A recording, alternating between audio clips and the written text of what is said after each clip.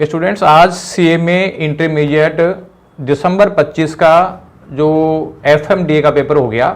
एफएमडीए का जो पेपर था वो बेसिकली जो उसके एमसीक्यू थे उसको थोड़ा सा हम टफ लेवल में डाल सकते हैं, क्योंकि जो थे वो तो इजी थे, लेकिन 5-6 एमसीक्यू ऐसे थे जो ट्रिकी थे और बच्चों के गलत होने की संभावना है। और जो सब्जेक्टिव पोर्शन था वो भी मॉडरेट था, उसको न ज़्यादा इजी बोल सकते हैं न ज़्यादा टफ बोल सकते हैं।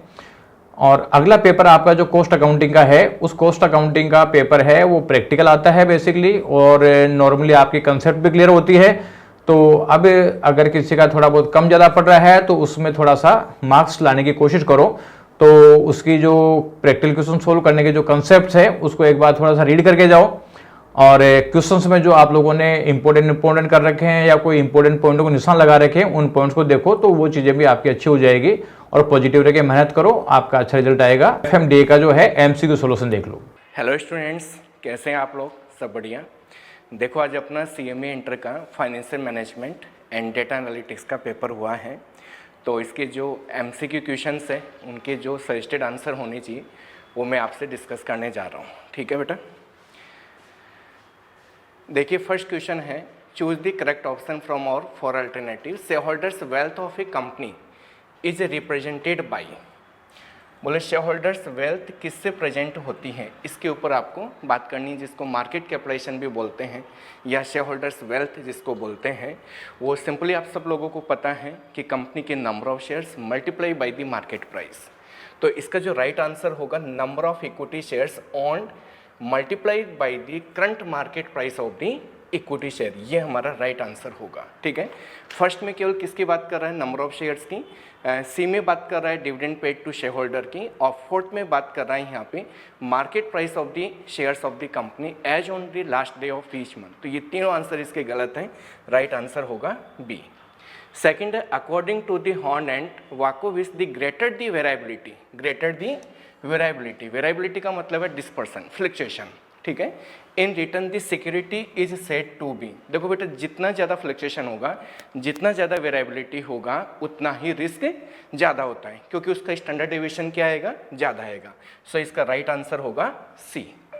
थर्ड क्वेश्चन है, if the nominal rate of interest is 12% per annum and frequency of compounding is 4, that is quarterly compounding.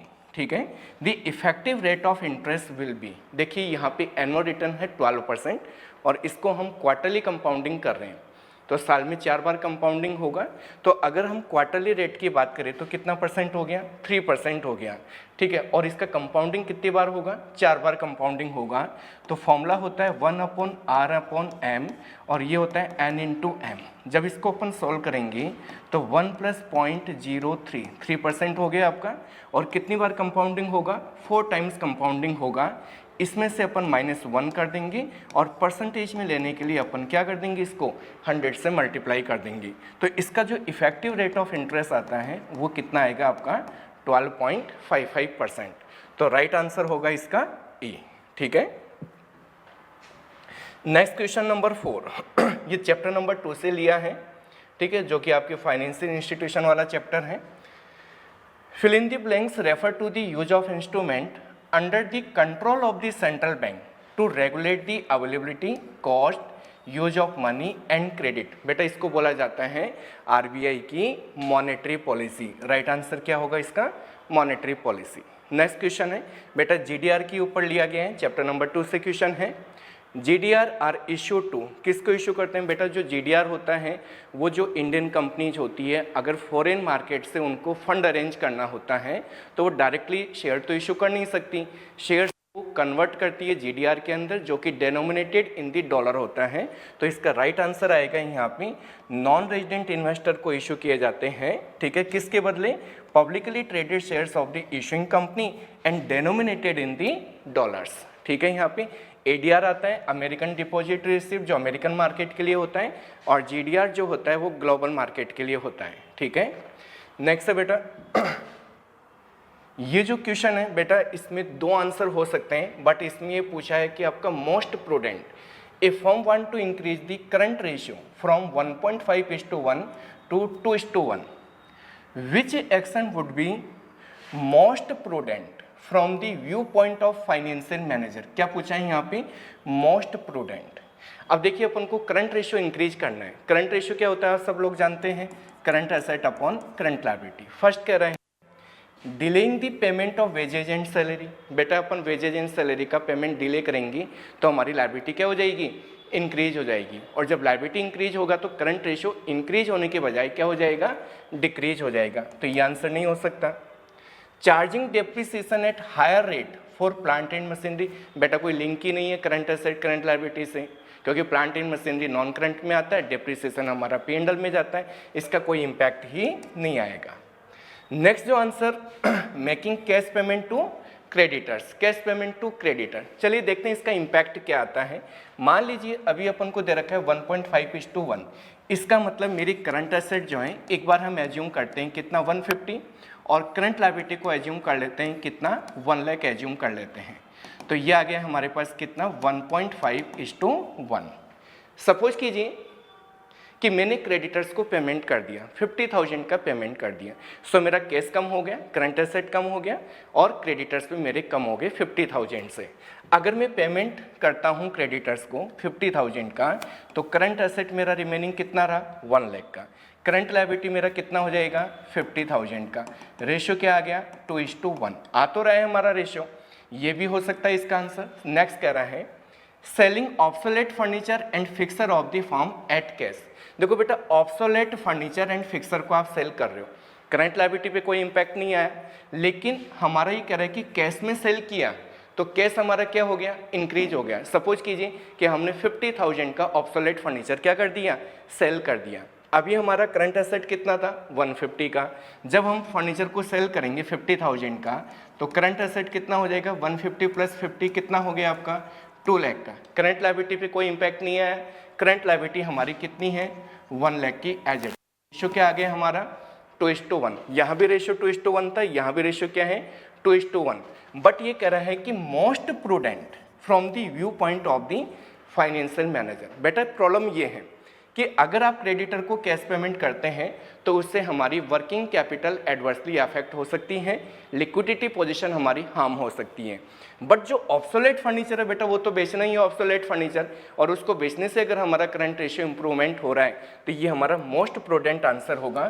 तो इसका राइट आंसर जो होना चाहिए वो क्या होना चाहिए, डी होना चाहिए। ठीक है, चलिए नेक्स्ट है MJ limited provide you the following information, you have to calculate the interest coverage ratio. क्या कैलकुलेट करना है आपको, इंटरेस्ट कवरेज रेशियो। बेटा इंटरेस्ट कवरेज रेशियो क्या होता है आपका EBIT divide by interest charges. आपको क्या गिवन है, net profit after interest and taxes 2,10,000, income tax rate है 30% और डिवेंचर के ऊपर इंटरेस्ट है 15% ऑफ 3 लाख।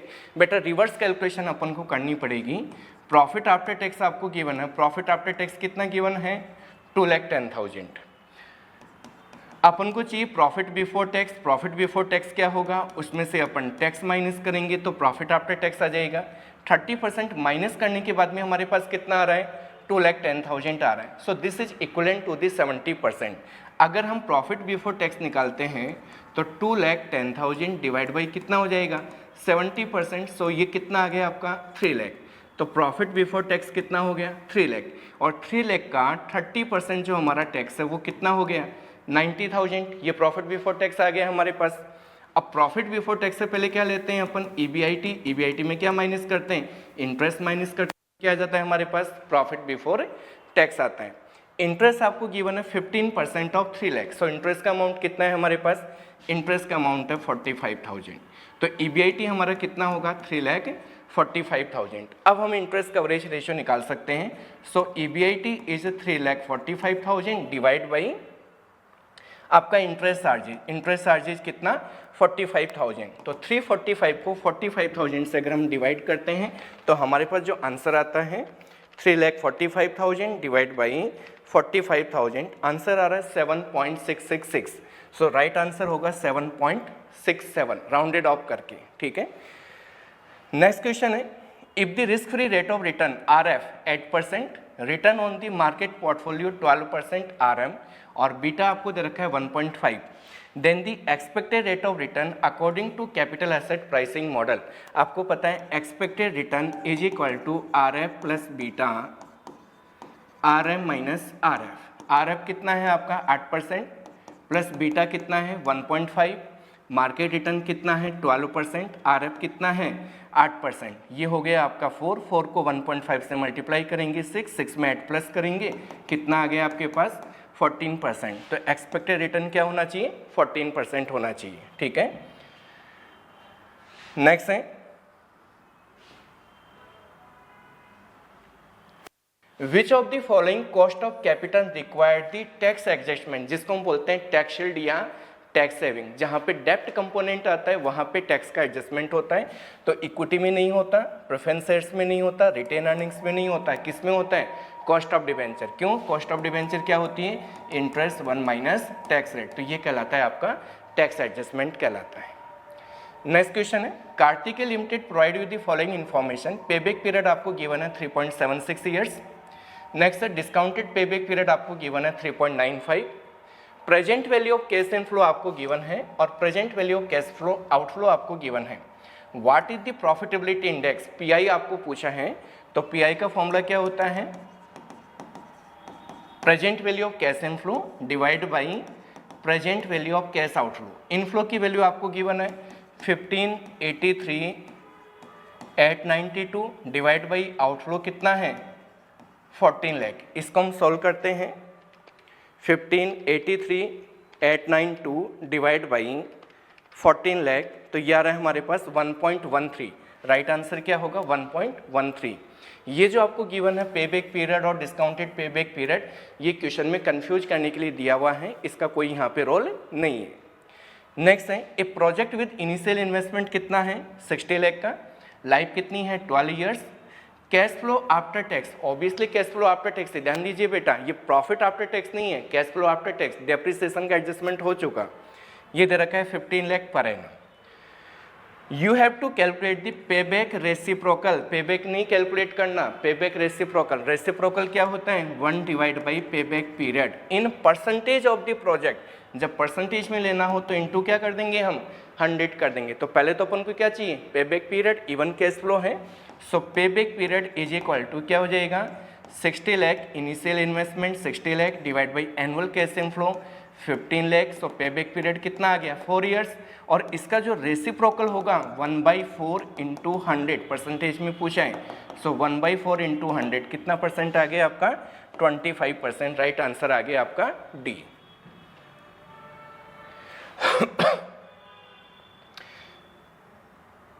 नेक्स्ट क्वेश्चन है बेटा in records are maintained by the controlling department which reflect physical movement of stock and their current balance। ये बेटा आपके इन्वेंट्री मैनेजमेंट से लिया गया है। जब भी अपन इन्वेंट्री का मैनेज करते हैं तो there are 2 system, periodical inventory system and perpetual inventory system. Year end पे जो हम फिजिकली इन्वेंट्री का काउंटिंग करते हैं गोडाउन में वो कहलाता है पीरियोडिकल इन्वेंट्री सिस्टम।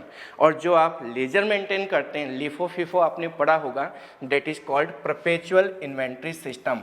तो परपेचुअल इन्वेंट्री सिस्टम क्या बताता है आपका फिजिकल मूवमेंट ऑफ गुड्स, जैसे कि रिसिप्ट कितना हुआ, इशू कितना हुआ और बैलेंस कितना बच रहा है। लिफो फिफो जो आप बनाते हैं उसी को हम बोलते हैं परपेचुअल इन्वेंट्री सिस्टम।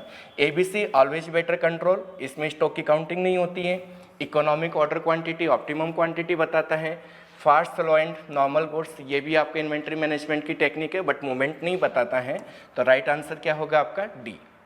नेक्स्ट कह रहे हैं X limited distribute its product to more than 500 retailers. The company's collection period, debtors collection period, debtors या receivable collection period 35 days and keeps the inventory for 15 days, inventory holding period 15 days। आपसे पूछा है operating cycle क्या होगा। बेटा बहुत ही simple सा क्वेश्चन है। ऑपरेटिंग साइकिल क्या होता है raw material storage period plus WIP conversion period plus finish good storage period plus debtors collection period minus creditors payment period. अपन को 2 ही आइटम दे रखे हैं, दोनों करंट एसेट्स के आइटम है। सो 35 प्लस 15 कितना आ जाएगा हमारे पास 50 डेज। ये जो मोर देन 500 रिटेलर दे रखा है ये कोई काम नहीं आएगा यहाँ पे। So right answer is E. Next है आपका डेटा एनालिटिक्स से लिया है probability density function. Probability density function किसको डिस्क्राइब करती हैं बेटा? ये करती है characteristics of random variables. Probability base random variable आएगा, नॉन रैंडम नहीं आएगा, ठीक है। Question number last question data analytics का ही है। ये पूछ रहे हैं यहाँ पे, is neither an information technology nor a business skill set but exist as a separate field of expertise. बेटा इसको बोलते हैं डेटा प्रेजेंटेशन आर्किटेक्चर, ठीक है। चैप्टर नंबर 10.3 के अंदर ये साफ लाइन लिखी हुई है, ठीक है। तो इसको हम बोलेंगे डेटा प्रेजेंटेशन आर्किटेक्चर बोलेंगे। तो ये बहुत ही अच्छे क्वेश्चंस हैं, होप सो सबके सही भी होंगे क्वेश्चंस। हाँ तो स्टूडेंट आज अपन ने FMDA के MCQ सॉल्यूशन देखें। अपना जो CMA इंटर का नेक्स्ट पेपर है तो उस मैनेजमेंट अकाउंटिंग का, उसका सॉल्यूशन भी आपको हमारे VSI के YouTube चैनल पे आपको मिल जाएगा MCQ सॉल्यूशन। तो आप हमारे चैनल से जुड़े रहें, उसको लाइव सब्सक्राइब करें। थैंक यू बेटा।